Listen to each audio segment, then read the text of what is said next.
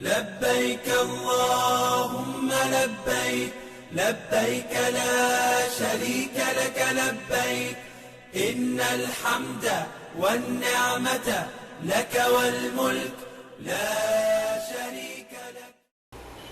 السلام علیکم.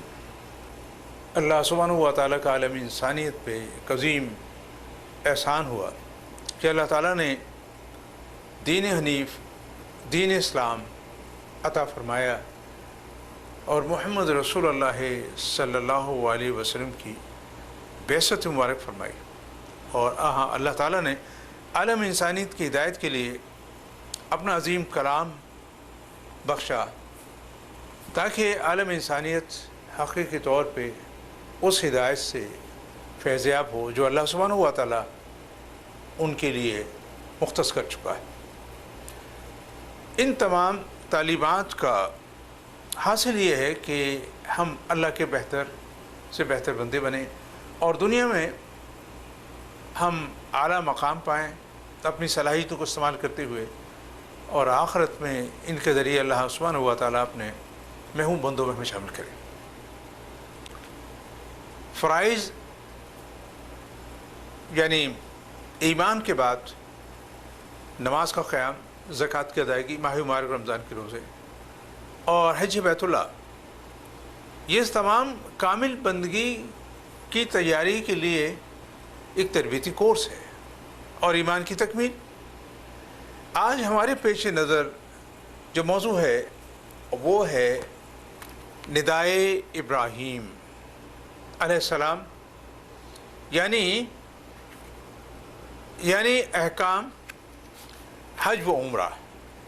آج ہم اس حوالے سے مطالعہ پیش کریں گے. یعنی اس مجلس میں یہ ہماری مجلس 3 یا 4 حصوں پر مشتمل ہوگی، اور اس کا مقصد یہ ہے کہ اللہ سبحانہ و تعالیٰ کی یہ عبادت حج بیت اللہ، اس کی حکمت، اس کے فوائد، اس کے احکام، یہ ہم مطالعے میں ہمارے آئیں گے، اور پھر یہ کہ اس عبادت کو صحیح ادا کرنے کا طریقہ، جیسے کہ رسول اکرم صلی اللہ علیہ وسلم تعلیم فرمایا اور آپ نے اس کو ادا کیا، اور پھر ہم یہ عملی نمونے دیکھیں گے اس کے کہ اس عبادت کو عملاً صحیح کیسے ادا کیا جائے. اللہ سے دعا ہے کہ اللہ سبحانہ و تعالیٰ اس کو ہمارے اور آپ کے لیے مفید بنائے، اور ہمارے اور آپ کے لیے، سب کے لیے، سننے والوں کے لیے اور اس کے مطابق عمل کرنے والوں کے لیے ظاہرہ بنا دے. ہم ابتدا کرتے ہیں کلام اللہ، سورہ حج کی آیت نمبر 26 سے 29 کا ہم مطالعہ کریں گے، اور اس کی شرح میں احکام حج و عمرہ ہمارے اور آپ کے سامنے آئیں گے. فرمایا اللہ سبحانہ و تعالیٰ نے، ترجمہ ہے، یاد کیجئے محمد صلی اللہ علیہ وسلم وہ وقت جب ہم نے ابراہیم علیہ السلام کو خانہ کعبہ کی بنیادوں کی نشاندہی کی، اس ہدایت کے ساتھ کہ میرے ساتھ کسی شے کو شریک نہ کرنا، اور اس گھر کو پاک و صاف و طاہر رکھنا، طواف کرنے والوں کے لیے، قیام و رکوع و سجود کرنے والوں کے لیے. اور ابراہیم علیہ السلام لوگوں میں حج کا اذعان کر دیں، وہ آپ کی طرف یعنی حج بیت اللہ کے لیے دور دراز کے مقام سے پیدل بھی چلے آئیں گے، اور ان سواریوں پہ چلے آئیں گے جو سفر کے تکان کے باعث، اونٹنیوں پہ چلے آئیں گے جو سفر کے تکان کے باعث دبلی ہو گئی ہیں، تاکہ وہ یہاں آئیں اور دیکھیں کہ حج میں ہم نے ان کے لیے کیسے کیسے فائدے اور نفع رکھے ہیں، اور گنتی کے چند دنوں میں اللہ کا ذکر کریں، ان جانوروں پہ جو اللہ تعالیٰ نے دیے ہیں ان کو ذبح کریں، ان کا گوشت خود بھی کھائیں اور محتاج فقیر کو بھی کھلائیں. اس طرح سے وہ اپنے میل دور کرتے ہوئے اور جو کچھ یہ عبادات اپنے اوپر انہوں نے واجب کر لی ہیں مکمل کرتے ہوئے اس عظیم و قدیم بیت اللہ شریف کا یعنی خانہ کعبہ کا وہ طواف کریں. یہ سورۃ الحج کی آیت 26، 27، 28، 29 کی قرات اور ہم نے ترجمہ سنا. میرے عزیزو، یہ بہت اہم کلمات ہیں.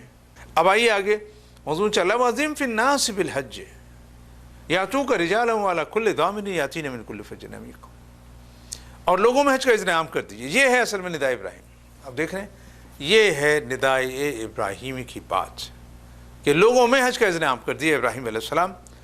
ابراہیم علیہ السلام کو جب یہ حکم ملتا ہے تو اب ذرا دیکھیے، یہ پوری امت کو ایک پیغام دیا جا رہا ہے اور بتایا جا رہا ہے کہ اس مقام پہ پورے امت جمع ہو جائے اس عبادت کو ادا کرنے کے لیے۔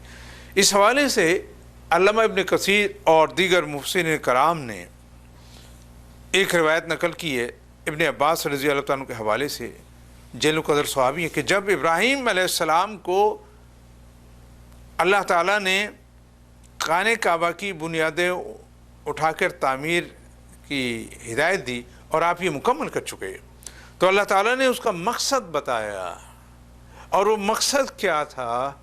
وہ تھا اعلان حج، وَأَذِّن فِي النَّاسِ بِالْحَجِّ یَأْتُوکَ رِجَالًا وَعَلَىٰ کُلِّ ضَامِرٍ یَأْتِینَ مِن کُلِّ فَجٍّ عَمِیقٍ، کہ لوگوں میں حج کا اذن عام کر دیجئے، وہ آئیں گے آپ کے پاس، یعنی حج بیت اللہ ادا کرنے کے لیے دور دراز کے مقام سے۔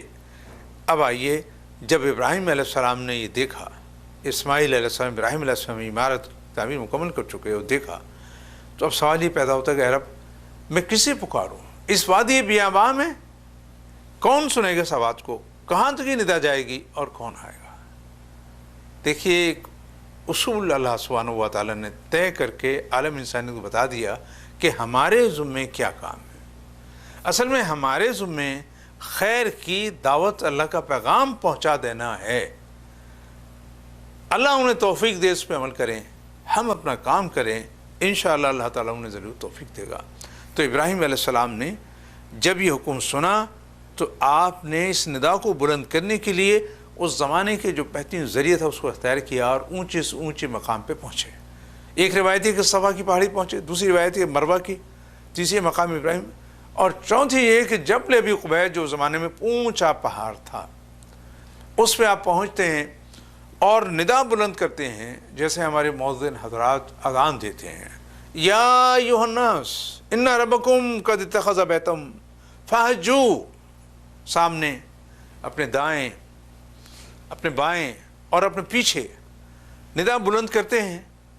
اور پھر یہ دیکھیے جب انہوں نے پوری قوت سے ندا بلند کی، اب ذرا غور کیجئے، آج سے 5000 سال قبل کا زمانہ چشم تصور میں لائیے کہ یہ ندا کہاں تک پہنچی ہوگی۔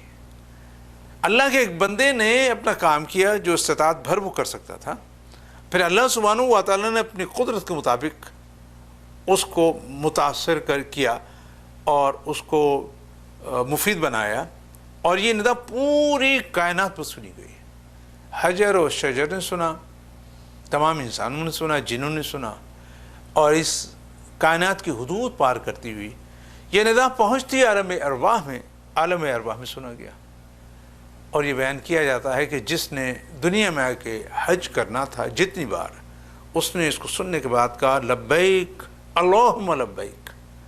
یہاں تک تو علامہ ابن کثیر کی روایت ہے، اور باقی روایتوں میں یہ ہے کہ جتنی بار جس نے حج کرنا تھا، جس بہن نے، جس بھائی نے اور جس نوجوان نے، اس نے اتنی ہی بار اس کا جواب دیا لبیک اللہم لبیک۔ یہ بڑی اہم بات ہے۔ اس حوالے سے ایک بہت بڑی حقیقت آج ہمارے سامنے آ رہی ہے کہ سیدنا عبداللہ ابن عباس رضی اللہ تعالیٰ عنہ فرمایا کرتے تھے کہ حج و عمرہ کی تلبیہ، یعنی حاجی کا احرام باندھ کے، ابھی اب احرام کے فرائض میں سنیں گے، اور عمرہ میں کہ جب پہلا فرض یعنی نیت و احرام، اس کے بعد تلبیہ یا اس کے قائم مقام ذکر۔ تلبیہ کلمات کیا ہے؟ تو سنیے، لبیک لا شریک لک لبیک ان الحمد والنعمت لک والملک لا شریک لک۔ یہ ہیں، یعنی میں حاضر ہوں اے رب تیرے دین کی خدمت یا تیری خدمت کے لیے، تیرا کوئی شریک نہیں ہے، لبیک میں حاضر ہوں، بے شک تمام تعریفیں اور تمام نعمتیں تیری ہی ہیں اور تیری حکومت ہے، تیرا کوئی شریک نہیں ہے۔ تو عبداللہ ابن عباس رضی اللہ عنہ نے فرمایا کہ یہ جو لبیک ہے، یہ جو ندا ہے، یہ تلبیہ ہے، دراصل یہ ندائے ابراہیم کا جواب ہے۔ گویا کہ وہ ندا بلند ہوئی، میں نے اس کو سنا اور میں نے لبیک کہا، میں حاضر ہو گیا۔ یہ فاصلے کٹ گئے، ندا آئی ہے اور میں لبیک کہہ رہا ہوں، حاضر ہو رہا ہوں۔ ہمیں یہ بتایا جا رہا ہے، تصورات میں وہ زمانہ لائیے کہ ہم اس زمانے میں نہیں پہنچ سکتے، نہ اس زمانے میں ہم ہیں، ہم تو اس دور میں ہیں، اور یہ ندا 5000 سال پہلے بلند ہوئی تھی۔ میرے عزیزو، یہ حقیقت ہے، اور ہم اس سب کی گواہی دیتے ہیں۔ سید ابوالعلا مودودی رحمۃ اللہ علیہ اس حوالے سے لکھتے ہیں، آج ایک عازم کا تلبیہ پڑھنا اس بات کی طرف اشارہ ہے کہ اس کا تعلق سچی اور خالص اللہ کی بندگی کی اس تحریک سے ہو گیا ہے جو تقریباً 5000 سال قبل سیدنا ابراہیم علیہ السلام اور اسماعیل علیہ السلام نے چلائی تھی، اور یہ محمد رسول اللہ صلی اللہ علیہ وسلم کے واسطے سے تا وقت موجود ہے۔ میرے عزیزو، آپ جانتے ہیں کہ تلبیہ کے معنی کیا ہے؟ کلمہ عربی کا کلمہ ہے، اور اس کے معنی یہ ہیں لغتاً کہ کسی کی دعوت کو قبول کر کے عملاً حاضر ہو جانا۔ لہٰذا ہر مسلمان کو تلبیہ دعوت فکر دے رہا ہے کہ اے تلبیہ پڑھنے والے، اصل میں تو اقرار کر رہا ہے کہ میں اللہ کے لیے، یعنی اللہ کے لیے، یعنی اس کے دین کے لیے، اس کی ہر خدمت کے لیے میں حاضر ہو رہا ہوں، اور میں اس کو فجنا بھی نہیں کہا۔ آئیے اس کے بعد ہم دیکھتے ہیں کہ اللہ سبحانہ و تعالیٰ یہ بیان کرنے کے بعد اب ہمارے سامنے ایک بہت اہم اور بہت مفید ایک دعوت فکر کا اور عملی جس کے مشاہدے ہو چکے ہیں وہ ہمارے سامنے مشاہدہ رکھ رہے ہیں۔ لِیَشْهَدُوا مَنَافِعَ لَهُمْ، وہ آ کے دیکھیں یہاں حج کے نفع اور فائدے اپنی آنکھوں سے اور اس کے گواہ بن جائیں۔ اس موضوع پہ تو بہت سا مواد موجود ہے اور کافی کچھ بیان کیا جا چکا ہے، لیکن یہاں میں آپ خدمت میں اختصار سے حج کے فوائد و فضائل اور برکتیں میں بیان کرنے کی کوشش کروں گا۔ سب سے پہلی بات تو یہ ہے کہ اس کا آپ کے ایمان اور عقیدے اور اللہ کے نزدیک اور روحانی بہت عظیم فائدہ ہے، اور حقیقی فائدہ یہ ہے جس میں اخروی فائدہ اور اخروی نفع، اخروی نجات ہو۔ اس سلسلے میں رسول اکرم کی حدیث شریف ربی اکرم صلی اللہ علیہ وسلم فرمایا صلی اللہم صلی علی سیدنا محمد وعلی آلہ وصحبہ سیدنا محمد وبارک وسلم علیہ۔ امام بخاری اور امام مسلم کی حدیث شریف ہے کہ سیدنا ابو ہریرہ رضی اللہ عنہ روایت کرتے ہیں کہ رسول اکرم سوال کیا، سئل رسول اللہ صلی اللہ علیہ وسلم ای اعمال افضل، قال الایمان باللہ ورسولہ، قیل ثم ماذا، قال ثم الجہاد فی سبیل اللہ، قیل ثم ماذا، قال الحج مبرور۔ ترجمہ یہ ہے کہ آپ سے معلوم کیا گیا کون سا عمل افضل ہے یا رسول اللہ صلی اللہ علیہ وسلم؟ آپ نے فرمایا کہ اللہ کے پہ ایمان، اس کے رسول پہ ایمان۔ اس کے بعد پوچھا گیا یا رسول اللہ صلی اللہ علیہ وسلم، آپ نے فرمایا کہ اس کی راہ میں جہاد۔ پوچھا گیا اس کے بعد یا رسول اللہ صلی اللہ علیہ وسلم، آپ نے فرمایا حج مبرور، وہ حج جو مبرور ہو۔ آپ ذرا غور کیجئے، حج مبرور سے کیا مراد ہے؟ یعنی وہ حج جس میں ذرہ برابر کوئی نافرمانی اور ذرہ برابر کوئی اس میں گناہ نہ ہو، اور وہ حج احکام کے مطابق ہو۔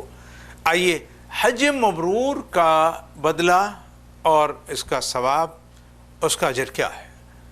رسول اکرم صلی اللہ علیہ وسلم کی ایک اور حدیث شریف ہمیں واضح کرتی ہے۔ آپ صلی اللہ علیہ وسلم فرمایا العمرۃ الی العمرۃ کفارۃ لما بینہما والحج مبرور لیس لہ جزاء الا الجنہ۔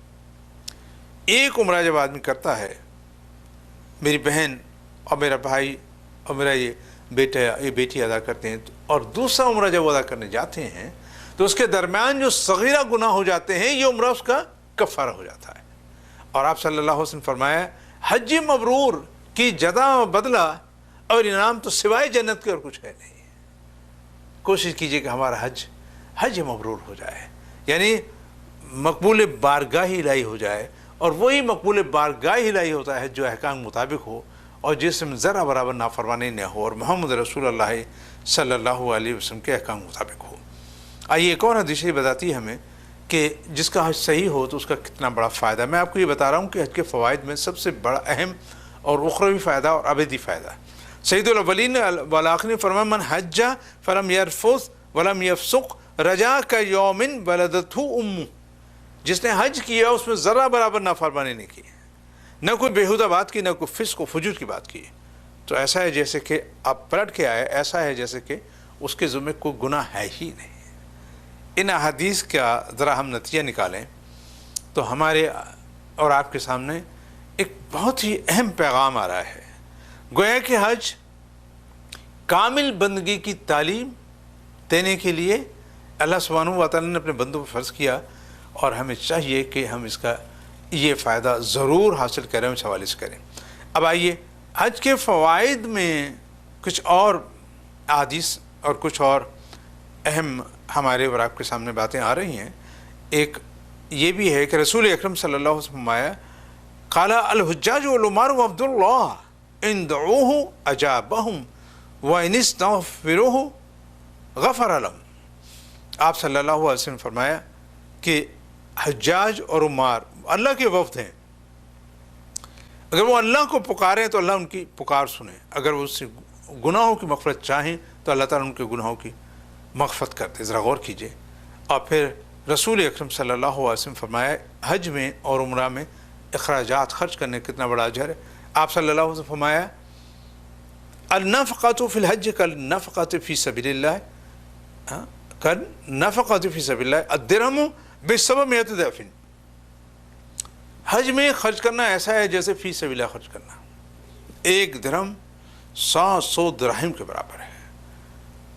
اور اس کے علاوہ مالی فوائد کا اندازہ لگایا ہے تو حج سے مالی فوائد، دنیاوی فوائد کثیر ہیں۔ ایک اندازے کے مطابق سن 2000 عیسوی میں باہر سے آنے والے حجاج کرام تقریباً 2 ملین تھے۔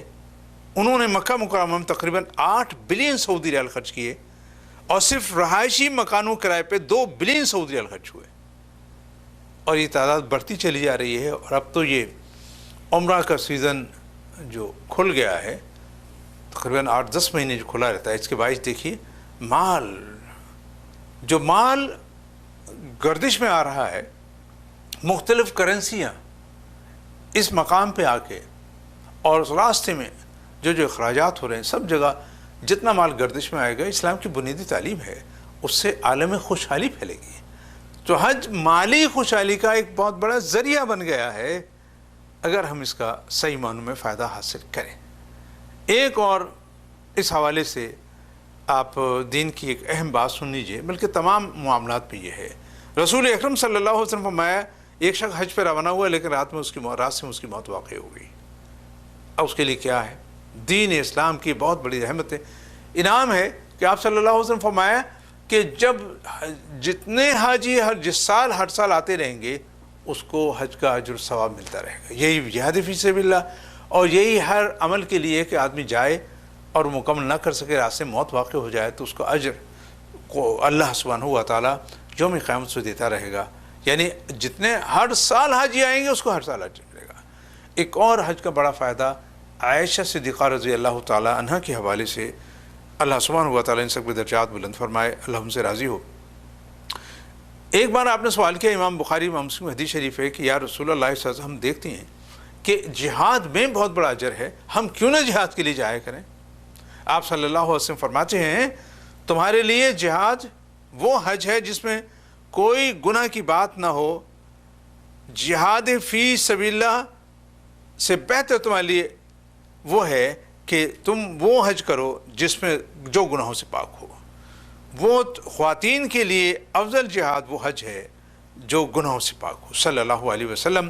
اور پھر یہ ہم دیکھتے ہیں کہ تمام فقہاء کرام، محققین کرام آج بھی 14.5 سال سے پوری امت میں یہ ایک متفقہ رائے ہمارے سامنے آتی ہے کہ حج وہ جامع العبادات ہے جس میں ہر نوع کی عبادت جو کسی معبود کے لیے پیش کی ہے انسانوں نے، حج ان تمام کا مجموعہ ہے۔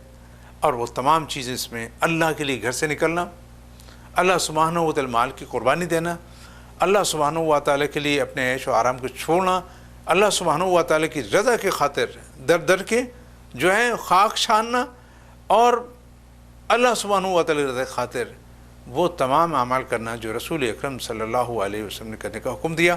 اس میں ہمیں تزکیہ نفس، اس میں ہمیں اللہ کے ساتھ تعلق، اس میں ہمیں عبادات کی صحیح شغف، اس میں ہمیں اپنے کردار کو بلند کرنے کی تعلیم، اس میں اجتماعیت کی تعلیم، اور اس کے ساتھ ساتھ ایک دوسرے سے محبت اور تعاون کی تعلیم۔ اور سب سے بڑا درس یہ ہے کہ ہم ایک امت، ایک وحدت ہیں، ہمارا مقصد ایک ہے، ہمارا نسل ایک ہے، ہمارا قرآن ایک ہے، اور ہمارا نظام زندگی ایک ہے۔ لہٰذا رسول اکرم صلی اللہ علیہ وسلم کی حدیث شریف اس موقع پہ اس کا ایک حصہ بہت مفید ہوگا۔ فرمایا الجماعت رحمہ والفرقۃ عذاب۔ امام احمد کی روایت ہے، जमात में रहमत है और तफरक़े में अज़ाब है। इस बिना पे हज एक आलमगीर और जामे इबादत है। इसमें हमें और आपको जो अल्लाह ताला ने इनामात और फ़वाइद रखे हैं, मेरे जिसको ख्याल रखना चाहिए। अब आइए इस हवाले से एक बहुत मशहूर रिवायत है और ये नकल की है सैयदना अब्दुल्ला बिन उमर रज़ी अल्लाह ताला अन्हु कि नबी अकरम सल्लल्लाहु अलैहि वसल्लम मैदान मिना में थे। यानी ये मालूम ये होता है कि ये वो साल है जिस साल आपने हज किया था, कि दो अशख़ास आप पर तशरीफ़ लाते हैं और वो आपसे सवाल करना चाहते हैं। सैयदुल अव्वलीन वल आखिरीन पर दुरूद व सलाम, अल्लाहुम्मा सल्लि अला सय्यिदिना मुहम्मदिन व अला आलिहि व अस्हाबिहि सय्यिदिना मुहम्मदिन व बारिक व सल्लिम अलैहि। सवाल करते हैं कि हम आपसे सवाल करने कुछ आए हैं। रसूल ने फरमाया, मैं तुम्हें न बता दूँ क्या तुम पूछने के लिए आए हो, और इसका जवाब भी दे दूँ। कहा कि फरमाइए रसूल अकरम सल्लल्लाहु अलैहि वसल्लम, आपने फरमाया कि तुम मुझसे ये सवाल करना चाहते हो कि हज में क्या फ़ायदे हैं और हज के सवाब के लिए घर के इरादे से निकले तो क्या और कितना अजर मिलेगा। तो उन्होंने कहा कि अल्लाह ने आपको बरक नबी बना के भेजा है, हमारे यही सवालात थे। आप जवाब देते हैं कि तुम हज के सवाब के बारे में मालूम करना चाहते हो, तो हज के इरादे से घर से निकलना क्या सवाब है और तवाफ़ के बाद 2 रकत अदा करने क्या सवाब है, वकूफ़ या अरफात और शैतान कंकरी मारने, क़ुरबानी करने और तवाफ़ ज़ियारत कितना सवाब है। आप जवाब देते हैं सल्लल्लाहु अलैहि वसल्लम कि हज के इरादे से घर से निकलते हो तुम, तो तुम्हारी ऊँटनी जितने कदम उठाती है उसके बदले 1 नेकी लिखी जाती है, गुनाह माफ़ होता है। और तवाफ़ के बाद 2 रकत अदा करने का सवाब 1 अरबी ग़ुलाम करने आज़ाद करने के मिसल है, और सफ़ा मरवा के दरमियान सही का अजर 70 ग़ुलाम आज़ाद करने के बराबर है। और जबकि मैदान अरफ़ात में हाजी जमा होते हैं तो अल्लाह अज़्ज़ा व जल्ला आसमान पे अपने फ़रिश्तों से कहता है, उन पर फ़ख्र करता है कि देखो मेरे बंदे दूर दूर दर से आए हैं, थके मांदे हैं, मेरी रज़ा खातिर आए हैं, मेरी रहमत के उम्मीदवार हैं, तलाशी हैं। और अल्लाह ताला फरमाता है, बंदो तुम्हारे गुनाह समुद्र के झाग के बराबर हों, बारिश के कतरों के बराबर हों, तो मैं इन सबको आज माफ़ कर दूँ। ए बंदो बख्शे बख्शाए चले जाओ, तुम्हारे गुनाह माफ़, और आज तुम जिनकी मग़फ़िरत की दुआ करो मैं वो भी कबूल कर लूँ। उसके बाद नबी अकरम सल्लल्लाहु अलैहि वसल्लम फरमाते हैं, शैतान पे रमी कंकरी मारने का अजर ऐसा है कि हर कंकरी के बदले अल्लाह ताला कबीरा गुनाह जो हलाक कर देने वाला उसको माफ़ कर देता है। और क़ुरबानी का अजर और सवाब बदला तो अल्लाह ताला के जमा है, महफूज है। और एहराम खोलने के लिए सर के बाल उतरवाने में हर बाल के बदले 1 नेकी और 1 गुनाह की माफ़ी की बशारत आप सल्लल्लाहु अलैहि वसल्लम दी। और आपने फरमाया इन सब अमाल के बाद जब हाजी तवाफ़ यानी तवाफ़ इफ़ादा, तवाफ़ या तवाफ़ ज़ियारा भी इसका एक नाम है, जिसकी तफ़सील आइंदा आएगी, इस हाल में करता है कि उसके ज़िम्मे कोई गुनाह रहता नहीं है। अल्लाहुम्मा सल्लि अला सय्यिदिना मुहम्मदिन व अला आलिहि व अस्हाबिहि सय्यिदिना मुहम्मदिन व बारिक व सल्लिम अलैहि। तो मैंने इस हवाले से आपकी खिदमत पे 9 बातें रखी। अगर हम हज के फ़वाइद पे जाएँ तो देखिए यहाँ एक और बात हमारे सामने आ रही है, और वो ये कि अल्लाह सुब्हानहू व तआला फरमाए, व यज़्कुरुस्मल्लाहि फ़ी अय्यामिन मालूमातिन अला मा रज़क़हुम मिन बहीमतिल अनआम फ़कुलू मिन्हा व अतिमुल बाइसल फ़क़ीर। और फिर गिनती के चंद दिनों में ज़िक्र करें, अल्लाह का नाम लें और उन जानवरों पे उन जानवरों को ज़िबा करें जो अल्लाह ताला ने दिए हैं, उसका गोश्त ख़ुद भी खाएँ और मोहताज फ़कीर को खिलाएँ। ये क़ुरबानी, उसके अहकाम, क़ुरबानी के अनवा, इसकी तफसीर जब हम इसका मुताला करेंगे अहकाम फ़िक़्ह का, हज उम्रा का, तो वहाँ तफसील आएगी। यहाँ आइए ज़रा देखते हैं कि ये इसमें क्या बात कही गई है। पहले ये कि वयज़्कुरुस्मल्लाहि फ़ी अय्यामिन मालूमात, अल्लाह का ज़िक्र करें। अल्लाह असल में ये हज पूरा का पूरा अल्लाह का ज़िक्र है, और यहाँ बिलखुसूस जिसकी तरफ तवज्जो दिलाई गई है, उलमा इकराम ने लिखा है कि तकबीर तशरीक़, तकबीर, तो अल्लाह का ज़िक्र करें। और फिर ये कि उन जानवरों पे अल्लाह के नाम पे उन जानवरों को ज़िबा करें और उनका गोश्त ख़ुद भी खाएँ और मोहताज फ़कीरों को खिलाएँ। देखिए इसमें एक मुआशी खुशहाली का पैगाम है आलम इंसानियत के लिए।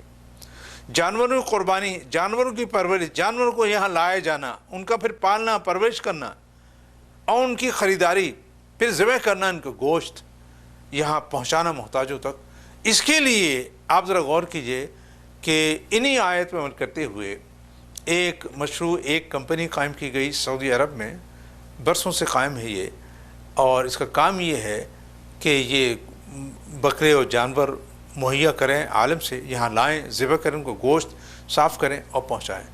لہٰذا ہمیں ان کا کوپن خریدنا چاہیے تاکہ ہماری قربانی شرعی احکام کے مطابق ہو. تمام شرعی تقاضے پورے کرتے ہوئے اس کا بندوبست کرتے ہیں اور اس گوشت کو صحیح معنوں میں مستحقین تک پہنچاتے ہیں. ایک اندازہ اس کا ذرا دیکھیں، ایک بہت بڑا فائدہ اقتصادی. اب آئیے چوتھا مضمون آ رہا ہے جیسے میں نے آپ سے عرض کیا تھا. پہلے کیا تھا حج کی، ثم لیقضوا تفثهم ولیوفوا نذورهم ولیطوفوا بالبیت العتیق، اور پھر وہ اپنے اس حوالے سے جو کچھ عبادت انہوں نے اپنے پر واجب کر لی اس کو پورا کرتے ہوئے اس عظیم اور قدیم گھر آپ دیکھ رہے ہیں بیت اللہ شریف، اس کا طواف کریں، یعنی طواف افاضہ کریں. وَلْيَطَّوَّفُوا بِالْبَيْتِ الْعَتِيقِ. یہاں آ کے ہمارے اور آپ کے سامنے جو موضوع آ رہا ہے وہ ہے حج کے احکام، حج کو ادا کرنا، حج کی صحیح ادائیگی. لہذا اب ہماری گفتگو اس پہ منحصر ہوگی اور ہم یہاں حج کے احکام عمرہ، جیسے کہ میں نے آپ سے عرض کیا کہ نداء ابراہیمی ہے، اب اس پہ ہم گفتگو شروع کریں گے. یعنی اس کا پہلا باب اسی پہ مشتمل ہے اور آگے اس کی